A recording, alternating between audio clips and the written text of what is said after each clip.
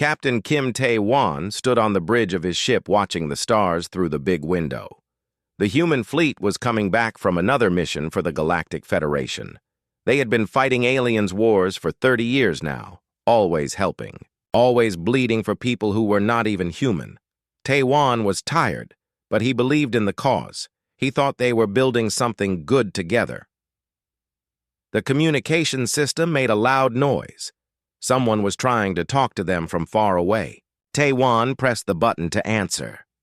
The voice that came through was full of fear and panic. It was Ambassador Park So-jin from Eden Colony. Her words made his blood turn cold. "We are under attack. The Federation ships are firing on our cities. They say we are dangerous. They say we need to be stopped. All human colonies are being bombed right now. This is not a drill, run and hide. If you can..." Tae-wan could not believe what he was hearing. The Federation was their ally. They had worked together for decades. How could this be happening? He looked at his crew and saw the same shock on their faces. Lieutenant Oh Min-woo was staring at the screen with his mouth open. Engineer Yoon Hee-jin had dropped her tools on the floor. The communication came in again. This time it was from Admiral Lee Hya-jin, who was near Earth. Her voice was breaking as she spoke. "New Sol is burning. They came without warning. The Altari crystal ships are everywhere. The Vorth ground troops are landing in our cities. Millions of people are dead already." Tae-wan felt sick in his stomach. He had friends on New Sol. His sister lived there with her family. Were they still alive? Did they escape in time? He tried to call them, but no signal would go through. The aliens were blocking all human communication. They had planned this very well. More reports came in from across human space. Colony after colony was being destroyed. The Federation had waited until most human military ships were far from home before they attacked. It was a perfect trap. The humans had been sent on missions to the edge of the galaxy while their families were being killed. Dr. Choi Min-ho was working in his secret lab when the attack began. He had been worried about this day for years. While other humans trusted the Federation, he had been making plans. He knew that aliens feared human strength, and one day they might try to stop humans forever. Min-ho activated his emergency systems. Hidden computers across human space started working. They sent secret messages to every human who could receive them. The message was simple but clear. "The Federation has betrayed us. Fight back with everything you have. Show them what humans can really do." The Federation leaders sent out an official message to the galaxy. They said humans had become too violent and too dangerous. Human feelings and human anger made them a threat to peace. The only way to keep the galaxy safe was to remove humans completely. It was a lie, but many aliens believed it. What the Federation did not know was that humans had been learning from them for 30 years. Every time humans worked with alien technology, they made it better. Every time humans fought alien enemies, they learned new ways to win. Human scientists had been secretly studying Federation weaknesses for decades. Captain Kim Tae-wan gathered his crew in the main room of the ship. He looked at each face and saw the same thing, anger mixed with determination. These people had just watched their world burn, but they were not broken. They were ready to fight. "We trusted them," he said, and his voice was steady, even though his heart was breaking. "We fought their wars. We died for their causes. We thought they were our friends, but now we know the truth. They see us as animals that need to be put down." Well, they are about to learn what this animal can really do. The crew cheered, and Tae-wan felt something change in the room. These were not the same people who had served the Federation so faithfully. The betrayal had awakened something new in them, something dangerous. The Federation thought they were destroying a weak species, but they had just created their worst nightmare. Lieutenant Oh Min-woo stepped forward. "Captain, what are our orders?" The young officer's eyes were burning with a cold fire that Tae-wan had never seen before. Min-woo had lost his entire family on New Sol, but he was not crying. He was planning revenge. "We go home," Taiwan said, "but not to surrender. We go home to fight. We show them that betraying humanity was the worst mistake they ever made." Engineer Yoon Hye-jin was already working on the ship systems. She was changing their weapons and shields using knowledge she had gained from working with alien technology. For years, the Federation had taught humans how their technology worked. Now humans would use that knowledge against them. Dr. Choi Min-ho sent another message from his hidden lab. This one went to every human ship in space, every human colony that was still alive, every human who could still fight. The message was longer this time, but the meaning was clear. They wanted to kill us all because they feared what we might become. Well, now they will see exactly what we can become. They have awakened, something that was sleeping inside humanity. Now we will show them why they were right to be afraid. Across the galaxy, human survivors crawled out of burning cities. They looked up at the alien ships in their sky, and they did not surrender. They picked up weapons. They organized resistance groups. They sent secret messages to other humans who were still alive. The Federation had expected humans to break under the attack. Instead, humans were getting stronger. Captain Kim Tae-won looked out at the stars again. But now he saw them differently. These were not friendly places where humans served alien masters. These were targets. These were places where Federation species lived safely, thinking they had won their war against humanity. They had no idea that the real war was just beginning. The betrayal was complete. The Federation had shown their true face. They had revealed that all the friendship and cooperation had been a lie. They had been planning human extinction for years while pretending to be allies. But humans were still alive. And humans were very good at learning from their mistakes. They would never trust aliens again. They would never serve alien causes again. Instead, they would become something the galaxy had never seen before. A species that had been betrayed and survived. A species that was now free to show their true strength. The Federation thought they had ended the human problem. Instead, they had just created a much bigger problem for themselves. The war was starting. And humans were going to win. Yoon Ji-woo crawled through the broken stones and twisted metal that used to be her home on New Busan. The Federation bombs had turned the beautiful city into a wasteland of fire and death. But Ji-woo was still alive, and she was not alone. Other humans were moving through the ruins looking for survivors, helping the wounded, and gathering weapons from dead Federation soldiers. The aliens had made a big mistake. They thought that bombing human cities would break human spirit. Instead, it had awakened something much more dangerous. Ji-woo had been a teacher before the attack. Now she was becoming something else. She was becoming a leader of people who had nothing left to lose. Her communication device made a soft sound.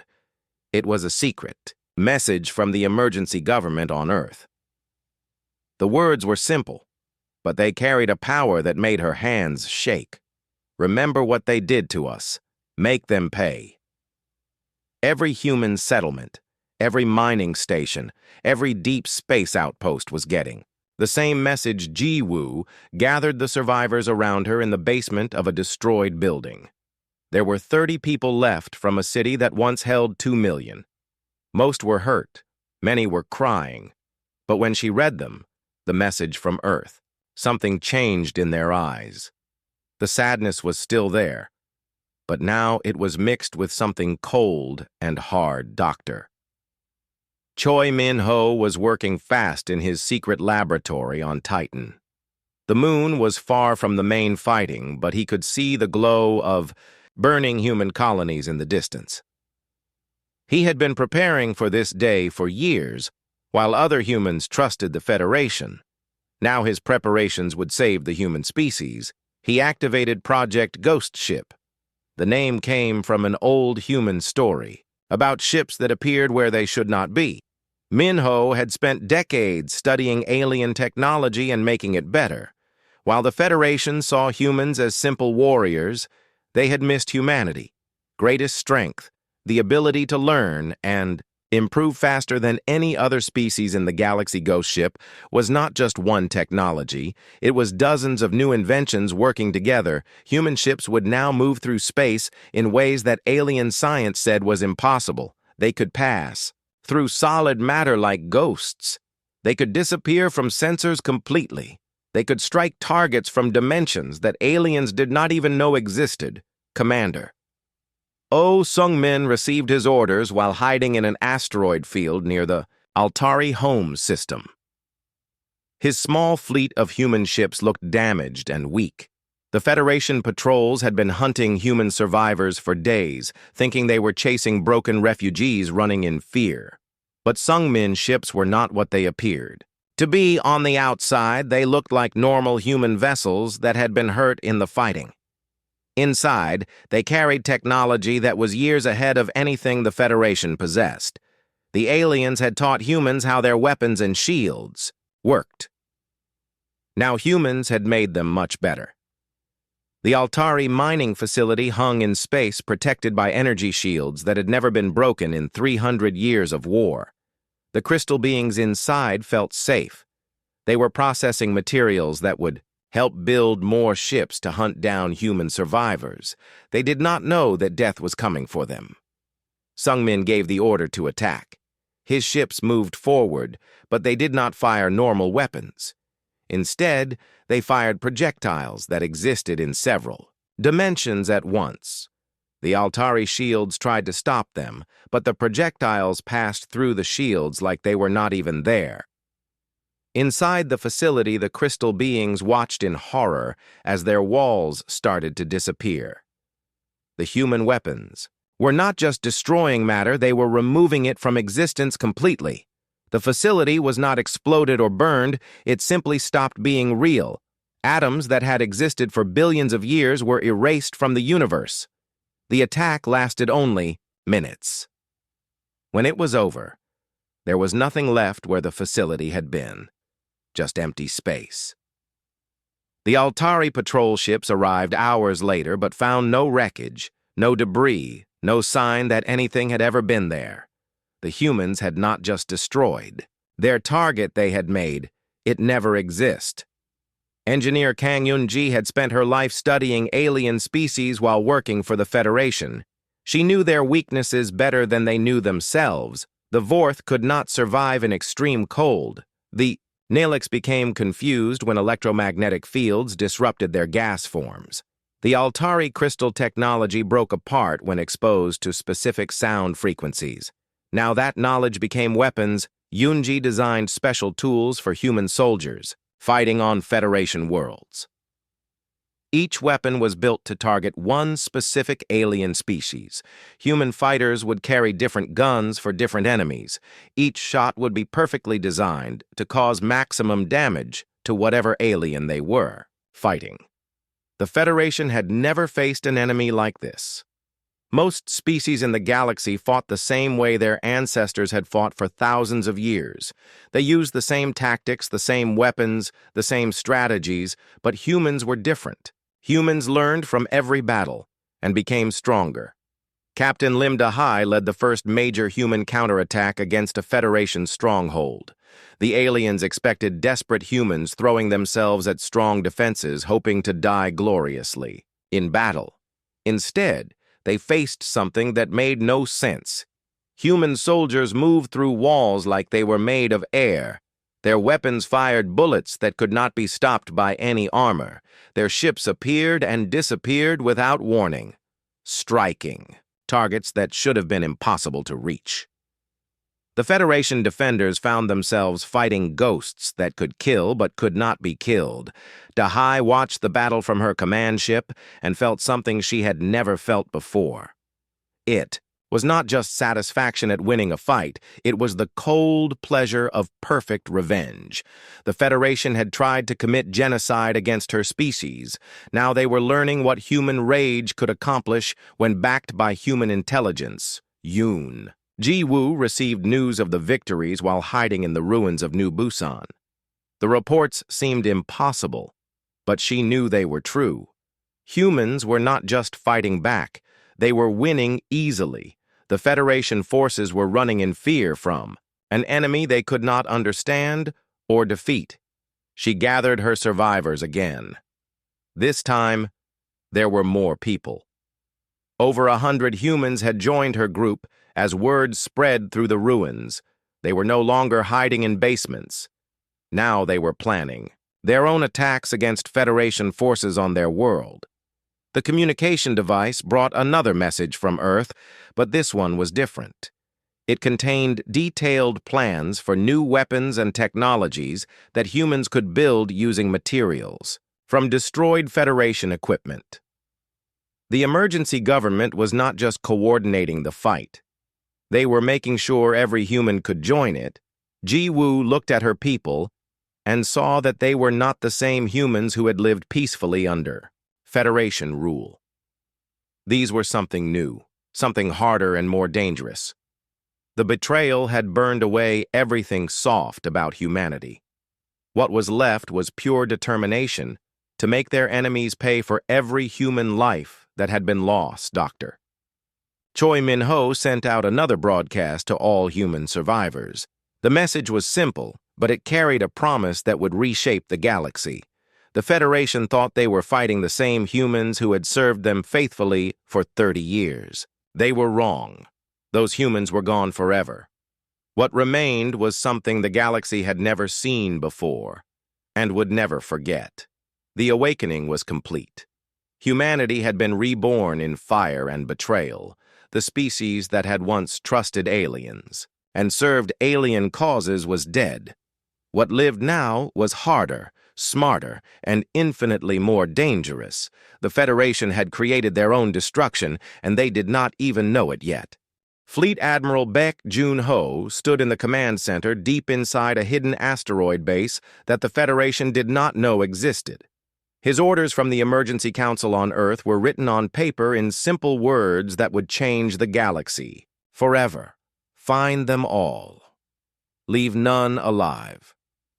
The Federation had broken the most important rule of war by targeting human families and children. They had tried to commit genocide against an entire species. Now humanity would respond, but not with the same wild anger that aliens expected humans would respond with cold calculation and perfect efficiency. Jun-ho looked at the star map showing Federation territory. Each red dot was an alien world that thought it was safe. Each blue line was a shipping route where Federation merchants moved goods without fear. Each green symbol was a military base where alien soldiers slept peacefully at night. All of that was about to change forever. The human fleet was much larger than the Federation believed. When the betrayal began, most human military ships had been far from home on Federation missions. But those ships had not been destroyed. They had been waiting in hidden bases built over decades of secret preparation. The Federation thought they had eliminated human space power. They had eliminated nothing. Captain Lim Da-hai received her target assignment through encrypted channels, the Vorth homeworld Korvax Prime. The reptilian species had boasted for centuries about their unbreakable defenses and mighty orbital fortresses. No enemy had ever successfully attacked their home system. They were proud warriors who feared nothing. In the galaxy, Da-hai smiled as she read the intelligence reports. The Vorth had good reason to be confident. Their planet was surrounded by hundreds of battle stations, armed with weapons that could destroy entire fleets. Their ground defenses could repel any invasion force. Their military leaders had studied every possible attack strategy and prepared for all of them. But the Vorth had never prepared for weapons that worked outside normal space. The human fleet arrived at the edge of the Korvax system, not with thousands of ships, but with 12 small vessels that looked almost harmless. The Vorth. Commanders laughed when they detected the tiny human force. The laughter stopped when the first human weapons fired. Day-high ships launched projectiles that existed in multiple dimensions at the same time. The Vorth shields tried to block them, but the weapons passed through energy barriers like they were not there. The projectiles materialized inside Vorth ships and exploded from within, one by one. The mighty orbital fortresses simply vanished. Their hulls did not break apart in explosions. They disappeared completely as if they had never been built. Vorth crews sent desperate messages asking what was happening to them, but their words cut off in the middle as their ships stopped existing. The Vorth fleet tried to fight back, but their weapons could not hit targets that flickered in and out of normal space. Human ships appeared, fired their impossible weapons, and vanished again.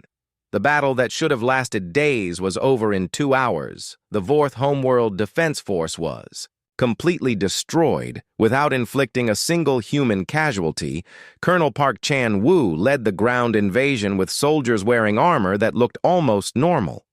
The Vorth defenders were confident that they could handle human infantry even if the humans had won in space. Vorth warriors had been fighting for thousands of years. They knew every trick of ground combat. The first Vorth attack hit the human soldiers with energy weapons that had killed enemies for centuries. The beams struck human armor and seemed to work normally, but then something strange happened. The same weapons stopped working when the Vorth tried to fire them again. Park Chan-woo watched his armor displays show green lights as the systems learned from each attack. Human technology was not just advanced, it was adaptive. Every shot that hit human soldiers taught their equipment how to defend against that type of weapon. Within minutes, the armor became immune to anything the Vorth could throw at them. The Vorth switched to projectile weapons, firing metal slugs at high speed. These worked for about 30 seconds before human armor learned to deflect them. The Vorth tried chemical weapons, biological weapons, even primitive explosives. Nothing worked for more than a few minutes before human defenses adapted and became immune. Human soldiers advanced through Vorth cities like they were walking through a park. Vorth weapons became useless as human armor learned to counter every attack. Human weapons remained perfectly effective, destroying Vorth defenses with each shot. The proud reptilian warriors found themselves helpless against an enemy that became stronger during every battle. Dr. Song Min-jung sat in her laboratory intercepting Federation communications across the galaxy. Her specialty was understanding how alien species thought and communicated. She had spent years learning to read alien emotions and predict alien behavior. Now she was using that knowledge as a weapon. The reports from Korvax Prime were spreading through Federation networks exactly as she had planned. The messages carried not just news of the Vorth defeat, but carefully crafted details designed to create maximum fear. Human ships that could not be hit. Weapons that passed through any defense, soldiers who became immune to damage. The stories grew more terrifying with each telling. Min-jung added her own messages to the Federation communication system.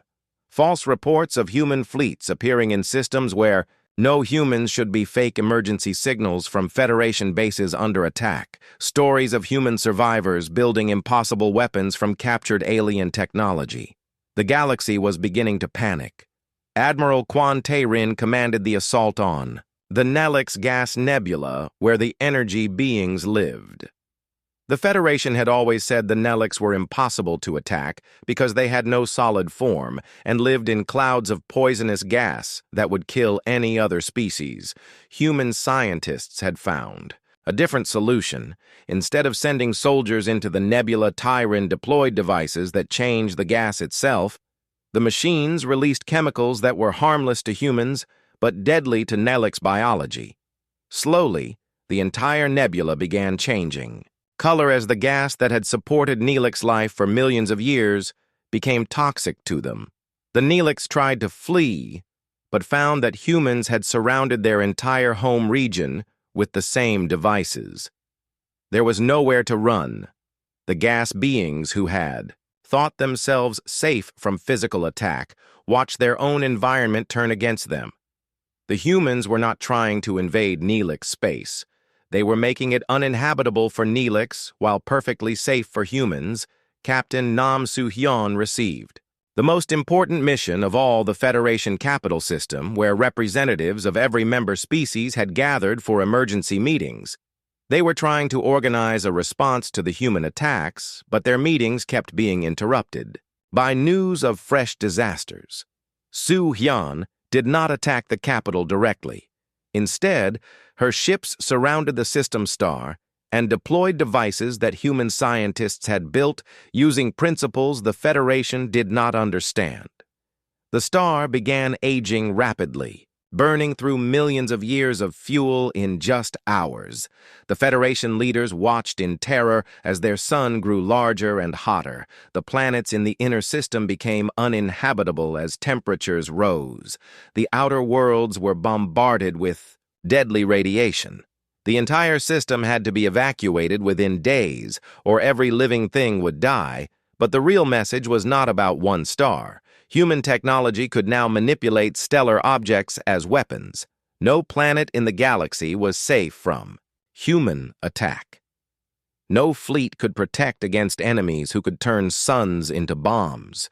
No hiding place existed that humans could not reach. The hunt had begun in earnest. Federation worlds that had celebrated human destruction now found themselves under attack by an enemy they could not understand or fight. News of human victories spread faster than the attacks themselves. Each story grew more impossible and more terrifying. General Lee Kyung-soo coordinated the systematic destruction of Federation supply lines. Human raiders appeared without warning, struck with overwhelming force, and disappeared before help could arrive. Federation ships carrying food, medicine, and weapons simply vanished between systems. Their crews were never found. Their cargo was never recovered. The Federation tried to adapt their tactics, but humans adapted faster. Every defense was broken. Every strategy was countered. Every trap was turned against its makers. The species that had dismissed humans as primitive warriors found themselves being hunted by predators who used their own technology against them better than they ever had. Dr. Choi Min-ho sent one final message from his secret laboratory to every human survivor in the galaxy. The Federation had made their choice when they decided to commit genocide against human civilians. Now they would face the consequences of that choice. The hunt would continue until every Federation world was destroyed and every alien leader was dead. Humanity was no longer fighting for survival. They were no longer trying to escape or hide. They were hunting their enemies across the galaxy with cold determination and impossible technology. The betrayal had awakened something in humans that would not rest until the Federation paid the ultimate price for their treachery. The galaxy was learning what happened when you tried to exterminate humanity. You did not face desperate refugees or broken survivors. You faced the wrath of a species that had surpassed your technology, overcome your defenses, and decided that your entire civilization needed to disappear. The hunt would end only when there were no more Federation species left to find. Research Director Kim Bo-ra walked through the captured Altari science facility, studying their most advanced technology with growing amusement. What the crystal beings considered their greatest achievements looked like children's toys compared to what humans had built. The Federation species had spent thousands of years perfecting the same old ideas, while humans had been revolutionizing the basic principles behind everything. Bo-ra picked up an Altari dimensional phase generator that had taken their best scientists 3 centuries to develop. Human engineers had built better versions in 3 weeks. The aliens had been so proud of their slow, careful progress, they never understood that humans could look at any technology and immediately think of 10 ways to make it better. The difference was in how the species thought. Altari scientists would study a problem for decades before attempting a solution. Vorth researchers followed ancient traditions that never changed. Neelix inventors worked alone and never shared ideas. But humans shared everything learned from everyone and tried crazy ideas that sometimes led to incredible breakthroughs. Dr. Song Min-jung stood in the command center watching reports pour in from across the galaxy. Human fleets were appearing in impossible places using technology that should not exist. Federation scientists were studying captured human equipment and finding designs that made no sense according to their understanding of physics. The Federation had made their worst mistake 30 years ago when they invited humans to join their alliance. They had given humans access to every piece of alien technology, thinking that humans were too primitive to really understand it. Instead, humans had studied everything, learned how it all worked, and then built versions that were centuries more advanced. Commander Shin Woo-jin deployed the first reality anchors around a Federation fleet that was trying to escape from human space. The devices looked small and harmless, but they contained technology that could change the laws of physics in a local area. Federation ships that depended on faster-than-light travel found themselves trapped in normal space where their advantages meant nothing. The Altari. Crystal ships tried to phase shift through dimensions, but the anchors locked them into regular reality. Neelix gas beings attempted to disperse and escape, but found themselves forced into solid forms. Vorth warships fired up their hyperdrive engines, only to discover that hyperspace no longer existed in the combat zone. Wu Jin watched the trapped Federation fleet with cold satisfaction. These aliens had spent centuries believing they were the masters of space travel and advanced physics. Now, they were learning that humans had surpassed them in every field of science. The reality anchors were just one example of human technological supremacy. Captain Nam Soo-hyun commanded the siege of the Federation capital system, but this time, humans were not using direct military force. Instead, they were demonstrating complete mastery over the fundamental forces of the universe. The capital system star was being artificially aged by millions of years in just hours. Federation scientists watched, their instruments in disbelief as the star burned through its fuel at impossible speeds. The process should have taken billions of years, but human technology was compressing time itself around the stellar core. The star grew larger and hotter, forcing every planet in the system to evacuate or burn. The message was clear to everyone in the galaxy. Humans could manipulate stars themselves as weapons. No defense could protect against enemies who controlled time and space. No planet was safe from a species that could age suns to death or make them explode on command. The Federation capital had to flee from their own home system. Engineer Lee Young-soo watched the Federation desperate attacks on human civilian colonies with professional interest. The aliens were using their most forbidden weapons, city-killing bombs that destroyed everything in huge areas, bioweapons that targeted human DNA, directly energy fields that were supposed to kill any living thing they touched. Every attack failed. Completely human settlements were protected by defense fields that existed partially outside normal space-time, making them immune to any weapon that operated within conventional physics. Federation bombs exploded harmlessly against barriers that should not be able to exist according to alien science. Young-soo had developed the protection systems using principles that human physicists discovered while studying captured Federation technology. The aliens had built their weapons to work within the laws of physics as they understood them.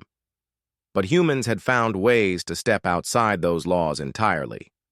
The Federation tried using gravity weapons that crushed matter into neutron density. They failed against human shields that redirected gravitational force into parallel dimensions. The aliens deployed antimatter bombs that annihilated everything they touched. The explosions were absorbed by human barriers and converted into useful energy. General Cho Hyun-woo coordinated the liberation of human prisoners from Federation concentration camps. What the aliens had intended as death camps became recruitment centers, as every rescued human brought detailed intelligence about alien weaknesses and technological limitations. The freed prisoners told stories that revealed just how far behind alien science really was. Federation guards had been amazed by simple human tools like adjustable wrenches and multi-purpose knives. They could not understand how one device could serve many functions. Their own technology was highly specialized and could not adapt to new situations. Human prisoners had been building escape devices from random scraps of metal and electronic waste. The aliens watched in confusion as humans created working computers. From broken communication equipment and constructed weapons from maintenance supplies, Federation technology was advanced, but it was also rigid and inflexible. Dr. Kim Min-soo analyzed captured Federation research data and discovered something that explained everything. Each alien species had natural mental limitations that prevented them from developing certain types of technology. Altari crystal minds could not understand biological systems. Vorth reptilian brains struggled with energy manipulation. Nelix gas forms could not grasp solid matter engineering. Humans apparently had no such limitations. Human minds could understand and improve any technology they encountered. The Federation species had been working together for thousands of years, but they still could not really understand each other. Science, humans could master all of it within months. Captain Park, So Young, led the assault on a Federation research station that contained their most secret experimental weapons. The aliens had been working on new technologies to fight humans, but their efforts were decades behind what humans had already deployed in battle. The station was defended by prototype shields that were supposed to be unbreakable and weapons that could destroy matter at the molecular level. Human ships passed through the shields like they were made of air and absorbed the molecular destruction beams to power their own systems. Inside the station, human soldiers found laboratories full of alien scientists, working desperately to understand captured human technology.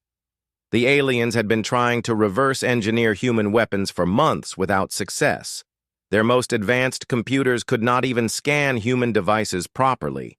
The human equipment seemed to exist in multiple dimensions, simultaneously making it impossible for three-dimensional alien instruments to analyze human weapons, contained materials that should not be able to exist according to Federation science. The very atoms in human technology followed different physical laws. Admiral Wang Jae-min received reports from every front of the war and saw the same pattern repeated everywhere. Federation resistance was collapsing, not because they lacked courage or numbers, but because their technology was becoming useless against human advances. Federation fleets that had ruled the galaxy for centuries found their weapons bouncing harmlessly off human shields, while human attacks passed through alien defenses like they were not there. The technological gap was not just large, it was growing larger every day as humans continued to innovate and improve. The siege of the Neelix homeworld showed how completely humans had surpassed alien science instead of attacking the gas beings. Directly, human forces altered the chemical composition of their home nebula. The Neelix found their own atmosphere becoming poison while remaining perfectly breathable for humans in environmental suits. Dr. John Kyung-ho made the most important discovery of all while studying Federation biological data. Every alien species had evolved with built-in limitations that prevented them from reaching their full potential. Their brains were hardwired to think in certain patterns and could not break free from ancient instincts. Humans had evolved differently. Human brains were incredibly flexible and could adapt to any situation or technology. Human creativity and innovation had no natural limits. The Federation had not just attacked a more advanced species. They had attacked the one species in the galaxy capable of unlimited growth and development. The war was no longer between human refugees and Federation forces. It had become a demonstration of what happened when a truly advanced species decided to show their full capabilities. The Federation was learning that their thousands of years of technological development were nothing compared to what humans could achieve in months. Research Director Kim Bo-Ross sent her final report to the Human Command Authority. The Federation had made the mistake of believing that slow, steady progress was the highest form of scientific achievement they never understood. Ambassador Han So-young sat in the captured Federation Council chamber, reading the first official peace proposal from the same aliens who had tried to commit genocide against her species just months ago. The document was filled with desperate offers territorial concessions. Technology transfers even complete surrender of several star systems. So Young dropped the papers on the table without finishing them. The Federation leaders sitting across from her in energy restraints looked pathetic. Now these were the same beings who had ordered the bombing of human children, who had celebrated the destruction of human cities, who had declared that humanity needed to be wiped out completely. The Altari representative tried to speak with his crystalline voice cracking from fear. We did not understand human capabilities. We made an error in judgment. We are willing to make compensation for any damages caused during the recent conflict. So Young stared at the crystal being until he stopped talking. The silence in the room grew heavy. The other Federation delegates shifted nervously in their restraints. They had come expecting to negotiate from a position of strength. Instead, they found themselves prisoners begging for mercy from the species they had tried to exterminate. There will be trials, she said finally. Every leader who voted for the attack on human civilians will answer for their crimes. Every general who bombed our cities will face justice. Every scientist who helped plan the genocide will be held accountable. Peace will come only after you pay for what you did. General Cho Hyun-woo walked through the liberated prison camp on Altari Prime, where thousands of human survivors had been held in conditions designed to break their spirits. The aliens had planned to work human prisoners to death while using them for medical experiments. But the camp had become something else entirely. The human prisoners had not broken under alien torture. Instead, they had organized themselves into a military unit. They had been gathering intelligence about their captors, learning alien weaknesses, studying guard rotations, planning escapes that would have succeeded even without rescue. Every freed human brought detailed knowledge about how alien society worked, where their important facilities were located, what their leaders feared most. The Federation concentration camps had accidentally created the perfect intelligence network. Human prisoners had been watching their captors and learning everything about them. Cho Hyun-woo interviewed prisoner after prisoner and heard the same story. The alien guards had been shocked by human resilience and adaptability. Humans who should have died from harsh treatment instead found ways to survive and help others. Humans who should have been broken by torture instead became harder and more determined. The aliens could not understand why their psychological techniques failed against humans. They tried isolation, but humans found ways to communicate. They tried starvation, but humans shared whatever food they could get. They tried despair, but humans kept hope alive through pure, stubborn refusal to give up. Commander Yang Mi-rae watched the siege of the Neelix homeworld with professional satisfaction. Instead of attacking the gas beings directly, her forces had surrounded their entire region of space with devices that slowly changed the chemical composition of their environment. The Neelix had lived in the same nebula for millions of years, breathing gases that were perfect for their biology. Now those same gases were becoming toxic as human machines altered the molecular structure atom by atom. The process was slow but unstoppable. Neelix leaders sent desperate messages begging humans to stop the chemical changes. They offered to surrender completely, to give humans anything they wanted, to relocate their entire species to a different part of the galaxy. But the human response was always the same: you chose genocide. Now face the consequences. The gas beings tried to adapt to the changing environment, but human technology was altering their atmosphere faster than evolution could work. They faced a choice between slow death by poisoning or complete submission to human authority. There was no third option. Dr. Jong Kyung-ho studied the latest reports from human research stations across captured Federation territory. Every victory had brought new technological breakthroughs as human scientists gained access to alien databases and experimental facilities. The most important discovery was that every Federation species had been limited by their own biology in ways they never understood.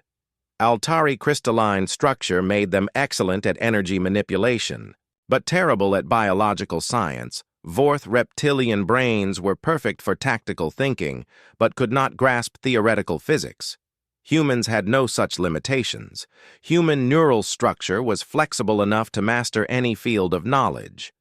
This was why human technology had advanced so rapidly once they had access to alien research. The Federation species working together could not match what humans accomplished individually. Even more shocking was the discovery that Federation cooperation had actually slowed their development. Each species was so different that they could barely communicate about complex technical subjects. Their joint research projects took centuries to produce results that human teams achieved in weeks. Admiral Kim Tae-hyun received intelligence reports showing the complete collapse of Federation military resistance. Their fleets were scattered, hiding in remote systems, waiting for orders that would never come. Their supply lines had been cut by human raiders. Their communication networks had been taken over by human cyber warfare specialists. The Federation had tried to reorganize their forces into defensive positions around their most important worlds, but human technology made traditional military strategy meaningless. When your enemy could pass through any defense strike from multiple dimensions simultaneously and turn your own weapons against you, there was no point in fighting. Federation commanders were surrendering without battle rather than watch their crews die uselessly against impossible human capabilities. The few alien leaders who still ordered attacks found their own officers refusing to follow suit. President Moon Jae-in, leader of the human emergency government, addressed the galaxy from the captured Federation capital. The message was broadcast on every frequency, translated into every known language, and transmitted to every inhabited system. Humanity offered a simple choice: surrender unconditionally and face war crimes tribunals, or continue fighting and face complete extinction. The Federation had made their choice when they targeted human civilians. Now they would face the consequences of awakening humanity's true potential. The final battle occurred not in space, but in the realm of pure information. Cyber warfare specialist Kim Yeon-woo had discovered that every Federation species shared data through quantum-entangled networks that connected their home systems. By introducing carefully designed viruses into these networks, humans could shut down alien civilization from within. Life support systems failed, navigation computers provided false data, and communication networks carried messages that drove alien populations into panic and confusion. Within 6 months of the Federation's first attack, their military capacity had been completely eliminated. Human fleets patrolled every major system, while human administrators began the complex process of galactic reorganization. The Federation's member species found themselves in the position of conquered territories, their technology confiscated, their leaders in custody, and their futures dependent on human mercy. The galaxy that had once dismissed humanity as primitive, warriors now existed entirely at human discretion. Admiral Kwan Tai-rin stood on the bridge of the flagship Retribution, overlooking the former Federation capital as construction crews worked to build humanity's new galactic government center. The aliens had taught humanity a valuable lesson about trust and the consequences of weakness. Never again would humans depend on alien allies or accept secondary status in galactic affairs. They had turned on humanity expecting to face scattered, desperate refugees. Instead, they had awakened a sleeping giant that now controlled their destiny and the destiny of every species in the galaxy. The age of human dominance had begun, built upon the ashes of those who had dared to betray them.